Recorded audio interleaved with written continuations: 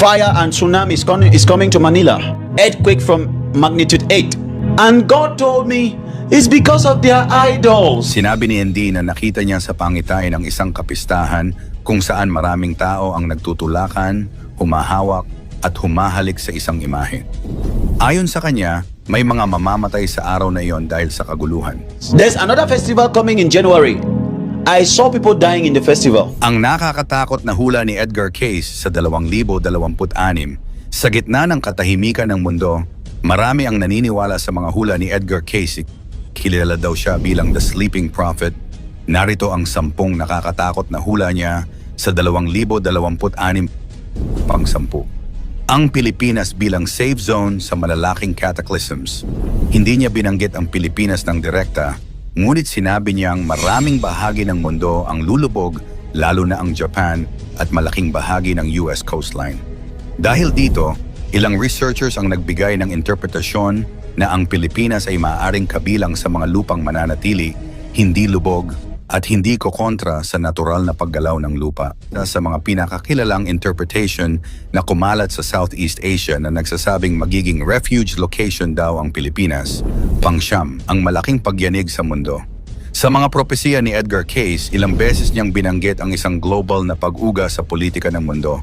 Ayon sa kanya, nations will be shaken, leaders who are not aligned with truth will fall. Hindi niya tinukoy ang Pilipinas o anumang bansa sa Southeast Asia, ngunit malinaw ang mensahe. Darating ang panahon kung saan ang mga bansang may suliranin sa katiwalian, abuso at maling pamumuno ay dadaan sa matinding pagbaliktad. Ito ang tinatawag niyang global cleansing, kung saan ang mga maling sistema ay mawawasak at ang mga bansang may tunay na hangarin para sa kapayapaan ay iaangat. Pang-8, malalaking lindol sa US at Asia. Ayon kay Cayce, ang mga malalakas na lindol ay mangyayari sa US at mga bansa sa Asia. Sa US California, lalo na ang San Andreas Fault, ay maaring magdulot ng malaking pinsala sa Los Angeles at San Francisco. Sa Asia, Japan, China, at Southeast Asia ay maaring makaranas ng malalakas na lindol at tsunami. Pang-7, pagbangon ng bagong kontinente mula sa dagat.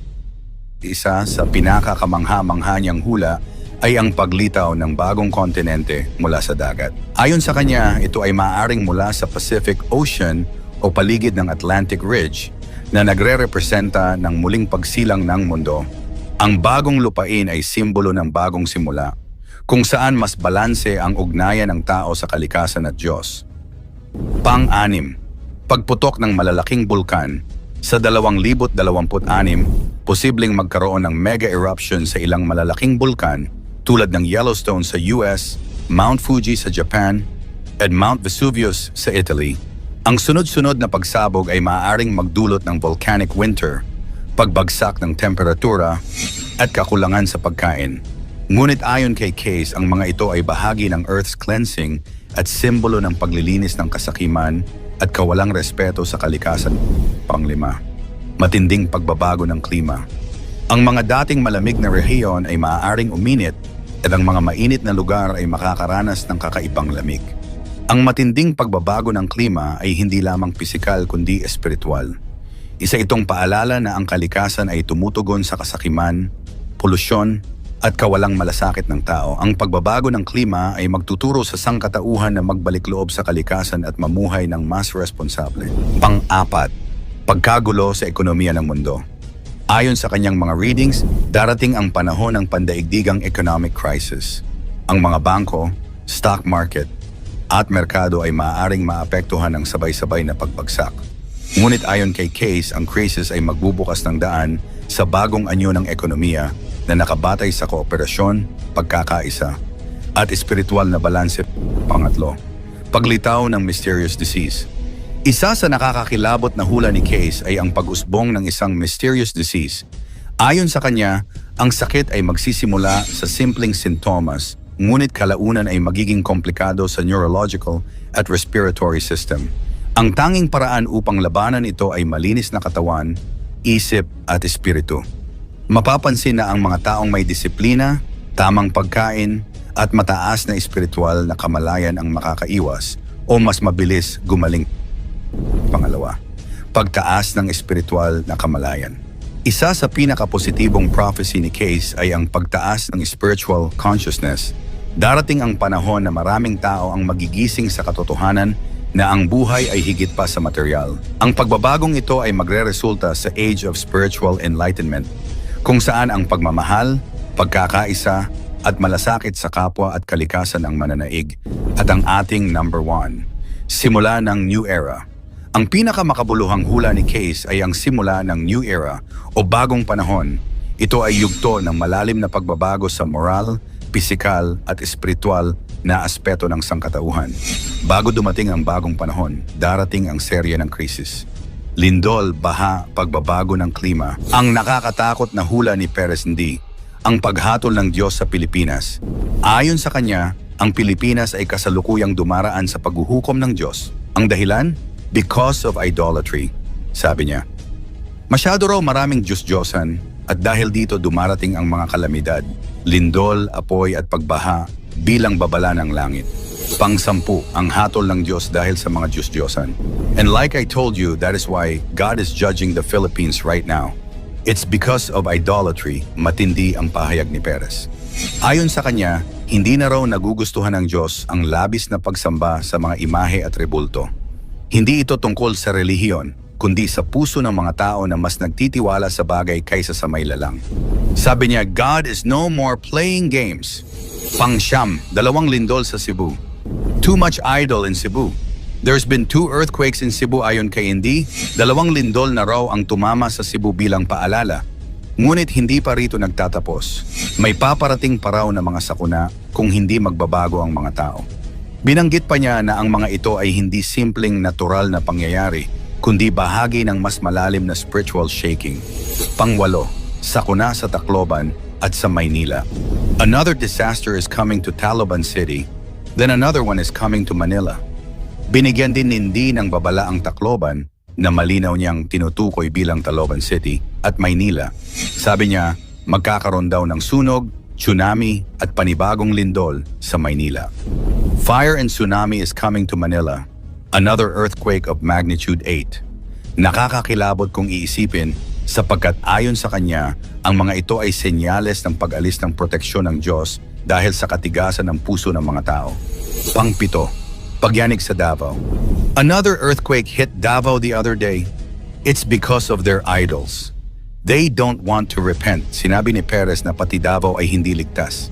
Tinukoy niyang may lindol na nangyari at higit pa ang darating kung hindi raw magbabalik loob ang mga tao. Ang paulit-ulit niyang sigaw ay, repent. They don't want to listen. Ayon sa kanya, patuloy daw na nagsasalita ang Diyos sa pamamagitan ng mga sakuna. Ngunit tila ayaw makinig ng marami. Pang-6, ang trahedya sa kapistahan ng Nazareno. There's a festival coming in January, Nazarene something. They're touching the statue. I saw people dying that day. Isa sa pinakatinigilan ng marami ay ang hula niyang ito. Sinabi ni Andy na nakita niya sa pangitain ng isang kapistahan kung saan maraming tao ang nagtutulakan, humahawak at humahalik sa isang imahe. Ayon sa kanya, may mga mamamatay sa araw na iyon dahil sa kaguluhan. Ngunit iginiit din niya na ito'y isang babala, hindi sumpa, na dapat daw ay pagnilayan ng mga tao kung sino ang tunay na sinasamba nila. Pang-5, babala sa India at Japan. One day you will wake up and see the news. More than 700 people are dead in India because of an earthquake. Japan's own is coming too. Hindi lang Pilipinas ang binanggit ni Indy. Ayon sa kanya, susunod din ang India, Japan, at maging Kuwait sa serye ng malalakas na lindol. Sa kanyang salita, too much idols. They don't want to repent. Ay dumarating sa punto ng paghuhukom at ang mga bansang patuloy sa maling pagsamba ay makakaranas ng pagkayanig. Pang-4, pagyanig sa Baguio. God just told me that an earthquake is also coming to Baguio. I'm seeing it right now. Isa pang malinaw na pahayag, nakita raw ni Indy ang lindol na darating sa Baguio. Ang mga taga-Northern Luzon daw ay dapat maghanda.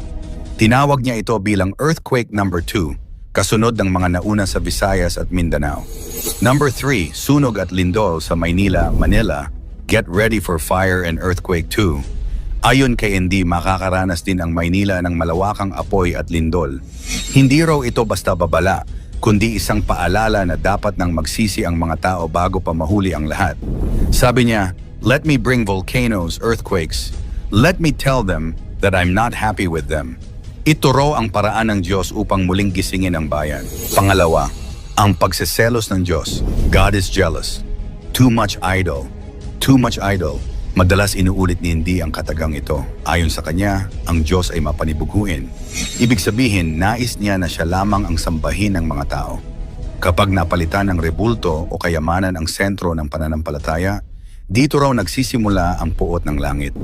Ang mga kalamidad, yun sa kanya ay hindi basta parusa, kundi wake-up call para bumalik sa tunay na pananampalataya. At ang ating number 1, panawagan ng pagsisisi para sa bayan. Repent. They don't want to listen. Repent. They don't want to listen. Ito ang paulit-ulit na sigaw ni Perez Indy. Magsisi. Ang kanyang mensahe ay malinaw. Kung hindi magbabago ang mga tao, tuloy-tuloy ang pagdating ng sakuna. Ngunit kung tatalikuran ng bansa ang kasalanan at babalik sa Diyos, muling ibabalik niya ang kanyang biyaya sa Pilipinas. Sabi ni Indy, God wants to tell the Philippines, I'm not happy with you, but I still love you. Kaya mga kasuksay, kung totoo man o hindi, isa lang ang malinaw na mensahe panahon na upang manumbalik sa Diyos. Kung naniniwala kang may layunin ang mga babalang ito, i-type ang amen sa comment sa ibaba. Paki-like at i-share ang video. Maraming salamat at God bless.